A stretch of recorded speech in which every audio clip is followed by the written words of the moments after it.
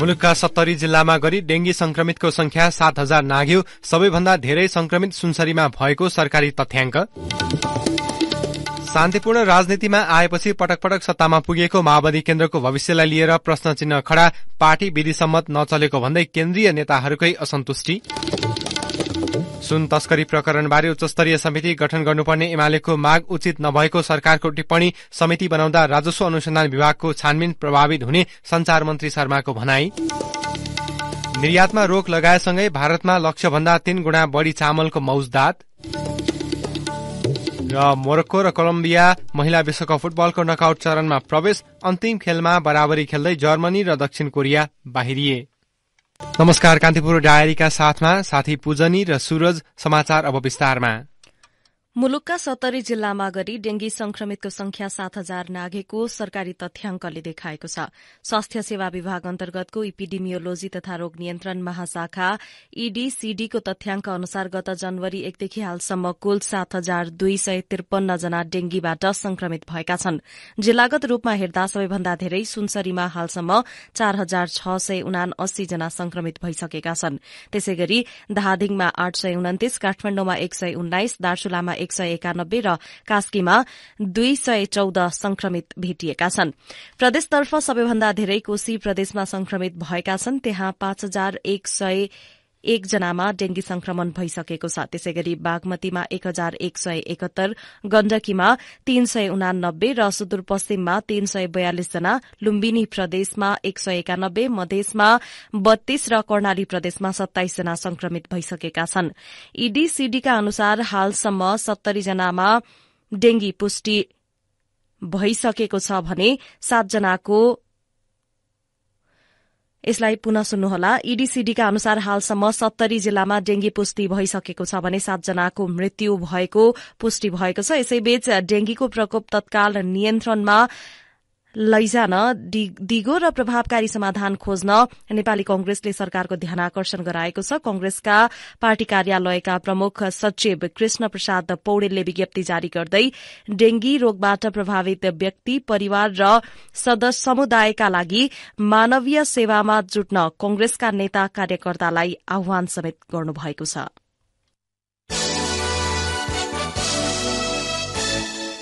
अब कान्तिपुर सविस्तार। कान्तिपुर सविस्तार। सरकारको नेतृत्वकर्ता दल नेकपा माओवादी केन्द्रको केन्द्रीय कमिटी बैठक संघीय राजधानी काठमाडौँको प्रज्ञा भवनमा जारी छ। झण्डै 1.5 वर्षपछि बसेको बैठकमा समसामयिक राजनीति, पार्टीको संगठन विस्तार र विधान संशोधन लगायत एजेण्डामा बहस भइरहेका छन्। बैठकको उद्घाटन सत्रमा पार्टी अध्यक्ष एवं प्रधानमन्त्री पुष्पकमल दाहालले माओवादी केन्द्र पार्टी जस्तो नभएको टिप्पणी गर्नुलाई अर्थपूर्ण मानिएको छ। मूलधारको राजनीतिमा आएको 2 दशक हुन लाग्दा पटक पटक सत्तामा पुगेको माओवादीको भविष्यलाई लिएर यति बेला विभिन्न कोणबाट व्याख्या विश्लेषण भइरहेका छन्। सशस्त्र विद्रोहको नेतृत्व गरेको पार्टी शान्तिपूर्ण राजनीतिमा आएपछि हरेक निर्वाचनमा किन कमजोर भइरहेको हो भन्ने सवाल सबैभन्दा बढ़ी मुखरित भएको छ। हामीसँग नेता कार्यकर्ताको विशाल पंक्ति त छ, तर पार्टी चाहिँ पार्टी जस्तो भइरहेको छैन। यसलाई साँचो अर्थमा एउटा कम्युनिस्ट पार्टी निर्माण पुनर्निर्माणको अभियान हामीले यो बैठकबाट थाल्नु छ। मलाई विश्वास छ केन्द्रीय समितिका सम्पूर्ण तपाईँ जिम्मेवारहरूले गम्भीरताको साथ, जिम्मेवारीको साथ र अनुशासित रूपले पनि रचनात्मक बहस छलफल गरी यो बैठकलाई साथै पार्टी पुनर्निर्माणको ऐतिहासिक थालनीको बैठक बनाउन सहयोग पुर्याउनु हुनेछ भन्ने म विश्वास व्यक्त गर्न चाहन्छु। माओवादी केन्द्रका अध्यक्ष एवं प्रधानमन्त्री पुष्पकमल दाहालले संघीय राजधानी काठमाडौँमा शुरू भएको पार्टीको केन्द्रीय कमिटी बैठकमा दिएको अभिव्यक्ति हो। यो माओवादी केन्द्रको 5 दिने केन्द्रीय कमिटी बैठकमा सांगठनिक संरचना सहित समसामयिक विषयको प्रतिवेदन पेश गर्दै अध्यक्ष दाहालले पछिल्लो समय माओवादी केन्द्र पार्टी जस्तो बन्न नसकेको गुनासो गरेका हुन्। पछिल्लो समय पार्टी कमजोर बन्दै गएको गुनासो बीच बलियो कम्युनिष्ट पार्टी बनाउन नेता कार्यकर्ता लाग्नुपर्ने समेत दाहालको धारणा थियो। दाहालको यो अभिव्यक्ति अभिव्यक्तिले माओवादी विरुद्धमा पार्टीको भविष्यलाई लिएर भइरहेका चिन्तालाई प्रतिनिधित्व गर्ने अर्थमा बुझ्न कठिन छैन। राजनीतिक यात्रा निहाल्ने हो भने विद्रोहको बाटो त्याग्दै शान्तिपूर्ण राजनीतिमा आएको माओवादी 2064 सालमा पहिलो संविधान सभामा प्रत्यक्षतर्फ 120 सीट जितेर सबैभन्दा ठूलो शक्ति बने पनि त्यसपछिका हरेक निर्वाचनमा कमजोर बन्दै गएको छ। मूलधारको राजनीतिमा प्रवेश गरे पश्चात 15 वर्षको अवधिमा 2वटा संविधान सभा सहित 4वटा निर्वाचनमा माओवादीको सीट क्रमशः कम भएका छन्। यस्तो अवस्थामा निरन्तर पार्टीको नेतृत्व गरिरहेका दाहालले पार्टी कमजोर भएको र लोकप्रियता खस्किएको भन्दै बारम्बार आलोचित हुनु परेको छ।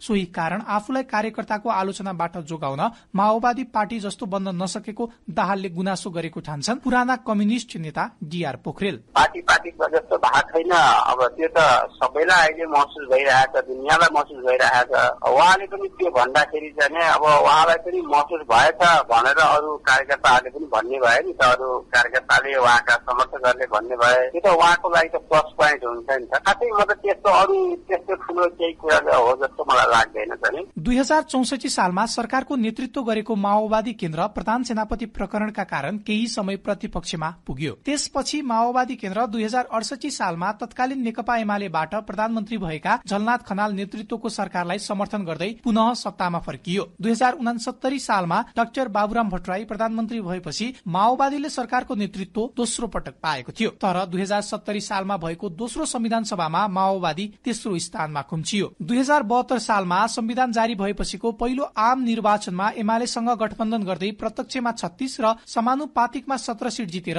माओवादी केन्द्र तेस्रो भएको थियो। एमालेसँग पार्टी एकीकरण भएर नेकपा गठन भई माओवादी केन्द्रका नेताहरू सरकारमा सामेल भएका थिए। यसरी हेर्दा क्रमशः सत्तामा बसिरहेको दलको लोकप्रियता खस्कँदै गएकाले उसको संसदीय यात्रामाथि टिप्पणी र आलोचना हुँदै आएका छन्। बारम्बार सत्तामा पुगेको दल माओवादी किन पार्टी जस्तो बन्न नसकेको भन्ने प्रश्नमा माओवादी केन्द्रका केन्द्रीय सदस्य एवं सांसद रामकुमार राईले भने, एउटा चाहिँ पार्टी भनेको त जनताको सेवक हो नि त, राष्ट्रको सेवक हो नि त। तर अब त्यो खालको ठाउँमा चाहिँ पार्टीहरू चाहिँ भएन। र तपाईँले हरेक घटना हेर्नुहुन्छ भने अहिलेको काममै काण्ड हेर्नुहुन्छ भने त्यो काण्डहरू चाहिँ सबै राजनीतिक दलहरू चाहिँ मुछिराखिएको छ। अब ब्युरोक्रेटहरू चाहिँ मुछिएको छ। त्यो अर्थमा त्यसलाई चाहिँ सही ढङ्गले सिस्टमको विकास गर्न सकिएन। अब ऊ गर्न सकिएन, पार्टी जस्तो बनाउन सकिएन। शान्तिपूर्ण राजनीतिमा माओवादीको यात्रा सहज भएको देखिँदैन। माओवादीले पटक पटक विभाजनको मार खेपेको छ। नेता बाबुराम भट्टराई, मोहन वैद्य र नेत्र विक्रम चन्दहरूले मूल पार्टी छाडेर नयाँ पार्टी बनाएपछि माओवादी क्रमशः कमजोर बन्दै गएको प्रश्न हुन्छ। यति मात्र होइन, एमालेसँगको मिलनबाट बनेको शक्तिशाली कम्युनिस्ट पार्टी समेत विभाजन भए पश्चात माओवादीका कतिपय नेता एमालेमै बसेपछि उसलाई थप धक्का लागेको छ। सशस्त्र युद्धको नेतृत्व गरेको पार्टीमा देखिएको विचलनले कतिपय नेता कार्यकर्तामा निराशा बढ्न थालेको बुझ्न कठिन छैन। सो पार्टीकी केन्द्रीय सदस्य एवं राष्ट्रिय सभा सदस्य गंगा बेलबासेले भनिन्, मुख्य कारण भनेको चाहिँ अब हिजो एउटा अनुशासित पार्टी थियो, एक आदेशमा चाहिँ सबै कामहरू हुन्थ्यो। अहिले चाहिँ अलिकति तलैदेखि चाहिँ अलिक पार्टी मुख भएन है भन्ने कुरा हो। त्यो ठुलो अरू भिन्नै कुरा चाहिँ होइन। फेरि एउटा स्कुलमा आऊ है, लौ है, फेरि अगाडि बढ्नु पर्यो है भन्ने एउटा आह्वान पनि हो सँगसँगै। मूलधारको राजनीतिमा आएपछि अहिले सहित 4 पटक सरकारको नेतृत्व गरेको माओवादीको संगठन चलायमान हुन नसकेको स्वयं नेता कार्यकर्ताले स्वीकार गरेका छन्। यही पृष्ठभूमिमा पूर्व नेता नेत्र विक्रम चन्दलाई पार्टीमा ल्याउने कसरत चलिरहेको छ।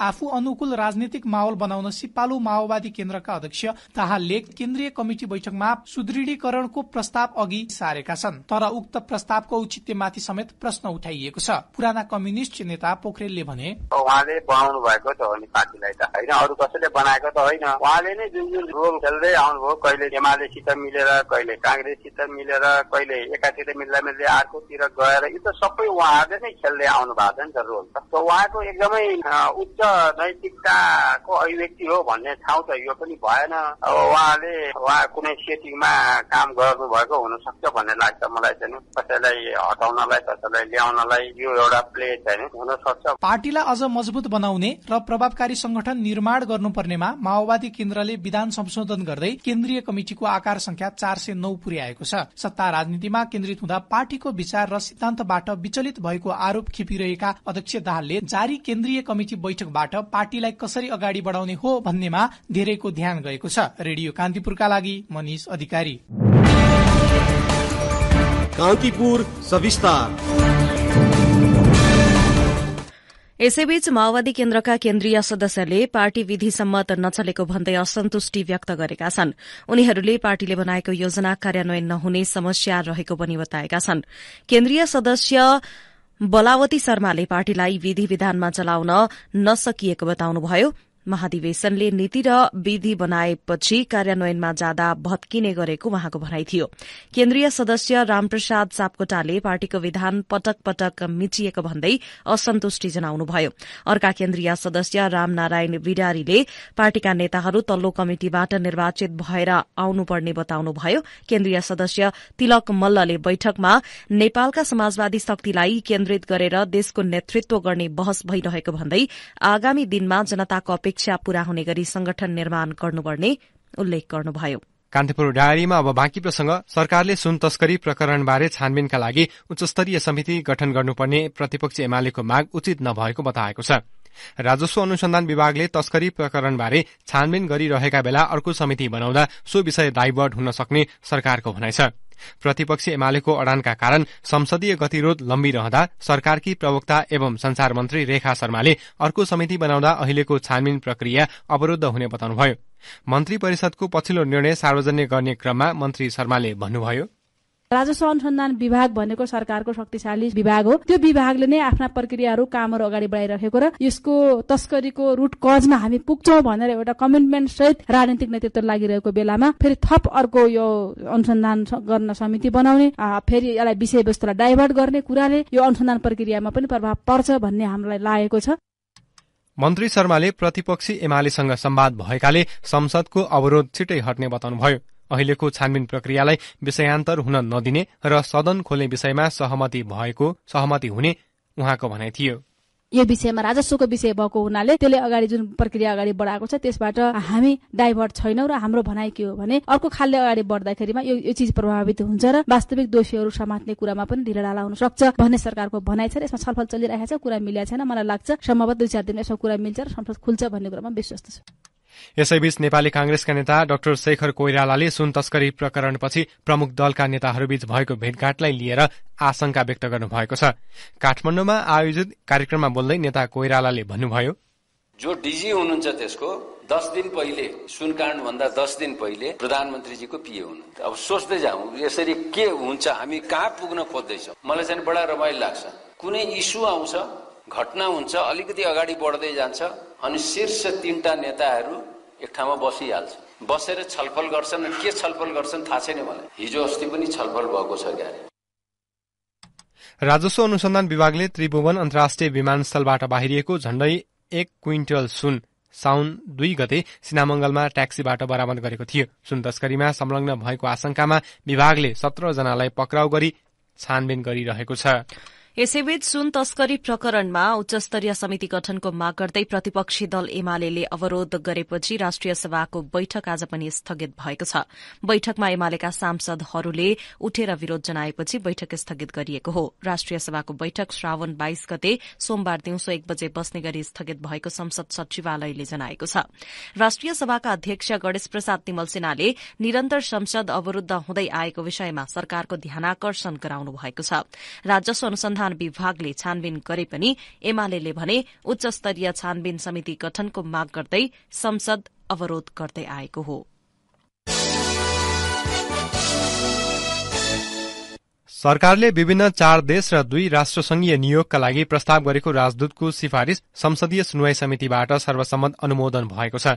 सरकारबाट सिफारिश भएर आएका राजदूतहरूको नाम सुनवाई समितिको आजको बैठकले अनुमोदन गरेको समिति सभापति ज्ञानेन्द्र बहादुर कार्कीले जानकारी दिनुभयो।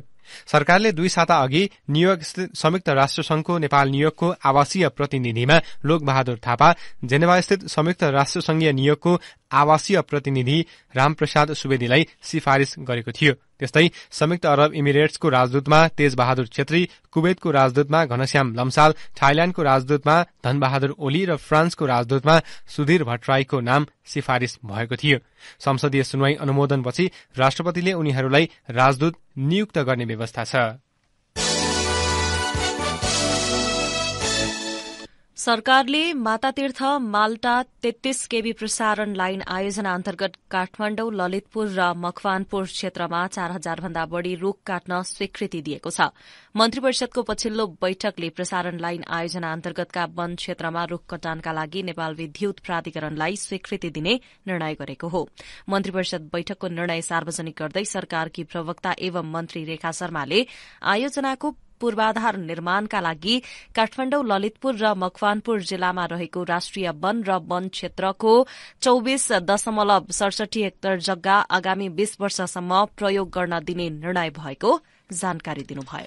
यसैबीच मन्त्री परिषदले कमला, धल्केवर, पथलैया सड़क खण्ड स्तरोन्नतिका लागि सड़क सीमाभित्र पर्ने घर, टहरा लगायतका संरचना क्षतिपूर्ति दिई हटाउन स्वीकृति दिने निर्णय गरेको छ। जस्तै तल्लो सेलाङखोला जलविद्युत आयोजनाको पूर्वाधार निर्माण गर्न सिन्धुपाल्चोकको राष्ट्रिय वनभित्रको 54वटा रूख हटाउन र 2.49 हेक्टर जग्गा 25 वर्षका लागि प्रयोग गर्न स्वीकृति दिने निर्णय पनि मन्त्री परिषद बैठकले गरेको छ।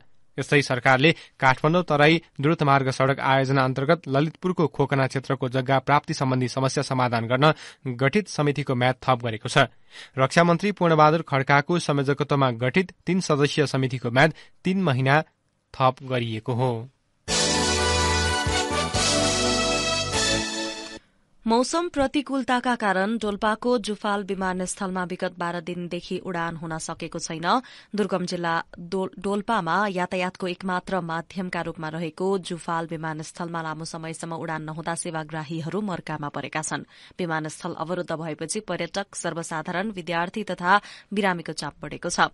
उडान प्रभावित हुँदा उनीहरू गन्तव्यसम्म पुग्न पाएका छैनन्। जुफाल विमानस्थलका लागि आज बिहान उडेको सँग रूपन्देहीमा घरेलु तथा साना उद्योगमा लगानी बढ़ेको छ। थोरै लगानीमा सञ्चालन गर्न सकिने र ऊर्जा खपत तथा कामदार सहजै पाइने भएपछि घरेलु तथा साना उद्योगमा लगानी बढ़ेको हो। घरेलु तथा साना उद्योग कार्यालयका अनुसार अहिले जिल्लामा 17,823 उद्योग सञ्चालनमा छन्। यी उद्योगमा करिब 42 अर्ब रुपैयाँ लगानी रहेको घरेलु तथा साना उद्योग कार्यालयका प्रमुख अर्जुन बहादुर थापाले बताउनुभयो। घरेलु तथा साना उद्योगमा लगानीको आकर्षण बढ़िरहेको भए पनि बन्द हुने क्रम पनि बढ़ेको कार्यालयले जनाएको छ। पछिल्लो 3 वर्षमा जिल्लामा 4,453 वटा नयाँ उद्योग थपिँदा 736 वटा पुराना उद्योग बन्द भएका छन्। कतिपय दर्ता मात्रै भएका तर सञ्चालन नभएका र धेरै जसो लगानी अनुसारको प्रतिफल नभएका उद्योग बन्द भएको कार्यालय प्रमुख थापाले जानकारी दिनुभयो। पछिल्लो 3 वर्षमा थपिएका नयाँ उद्योगमा 16 अर्ब रुपैयाँ बराबरको लगानी गरिएको छ। मेटलाइफले ल्याएको छ पुनर्जागरण अभियान। व्यतीत जीवन विमलेखहरू पुनर्जागरण गर्ने सुनौलो अवसर। विलम्ब शुल्कमा 50% देखि 100% सम्म छुट। थप जानकारीको लागि आफ्नो नजिकको मेटलाइफ अफिसमा सम्पर्क गर्नुहोस् या 55471222 मा कल गर्नुहोस्। यो अभियान सीमित अवधिको लागि मात्र सञ्चालन हुनेछ। मेटलाइफ, तपाईसँगै जीवनमा अघि बढ्दै। कारोबार हुने साताको अन्तिम दिन आज धितोपत्र बजार सामान्य अंकले बढ़ेको छ। अधिकांश कम्पनीको मूल्य घटे पनि शेयर कारोबार मापक परिसूचक नेप्से भने 3 अंकले बढ़ेर 2089 अंकमा कायम भएको छ। नेप्सेमा सुधार देखिए पनि कारोबार रकममा भने अघिल्लो दिनको तुलनामा केही गिरावट आएको छ। हिजो 9 अंकले बढ़ेको नेप्सेमा 1 अर्ब 81 करोड़ रुपैयाँ बराबरको कारोबार भएको थियो। नेप्सेमा आज कुल 262 कम्पनीका 40,774 कारोबारबाट 51,30,520 किता शेयर किनबेच भए, जस अन्तर्गत 1 अर्ब 78 करोड़ रुपैयाँ बराबरको कारोबार भएको छ। नेप्सेमा कारोबारमा आएका 13 मध्ये 5 वटा उपसमूहको परिसूचक घटेको छ। कारोबार रकमका आधारमा शिवम सिमेन्ट शीर्ष स्थानमा रहेको नेपाल स्टक एक्सचेन्जले जनाएको छ।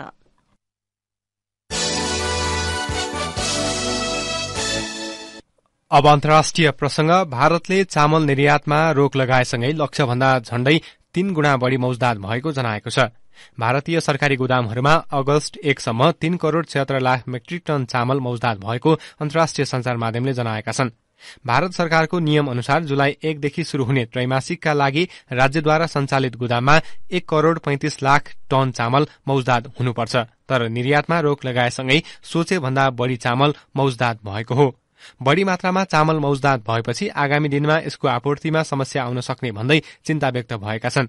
वर्षा कम हुने भएको भन्दै खाद्य सुरक्षाका लागि भारत सरकारले बासमती बाहेकका चामल निर्यातमा रोक लगाएको थियो।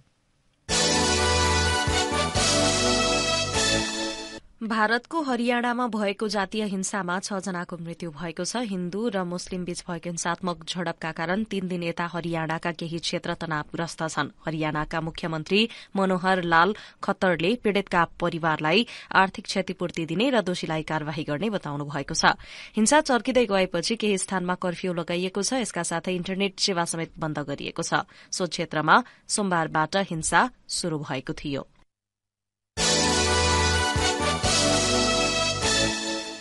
अब खेल प्रसंग। एसीसी पुरूष emerging teams Asia cup cricket खेल्न श्रीलंका गएको नेपाली राष्ट्रिय पुरूष टोली आज स्वदेश फर्किएको छ।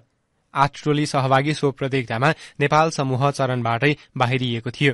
नेपालले पाकिस्तान ए र इण्डिया ए सँग हार बेहोर्दा संयुक्त अरब इमिरेट्स यूएई भने हराएको थियो। यस्तै श्रीलंकामा रहँदा राष्ट्रिय टोलीले आगामी सेप्टेम्बरमा हुने एसिया कपको तयारीका लागि प्रशिक्षण गरेको नेपाल क्रिकेट संघ क्यानले जनाएको छ।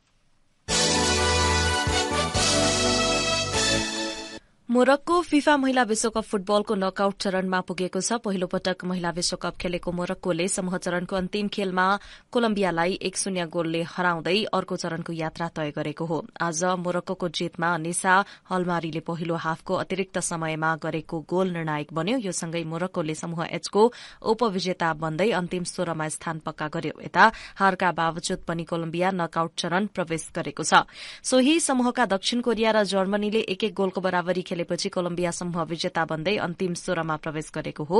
चौथो र 5औं संस्करणको विजेता जर्मनी तथा दक्षिण कोरिया समूह चरणबाटै बाहिरिएका छन्। आजको खेलसँगै महिला विश्वकप फुटबलको प्री क्वार्टर फाइनल समीकरण पूरा भएको छ।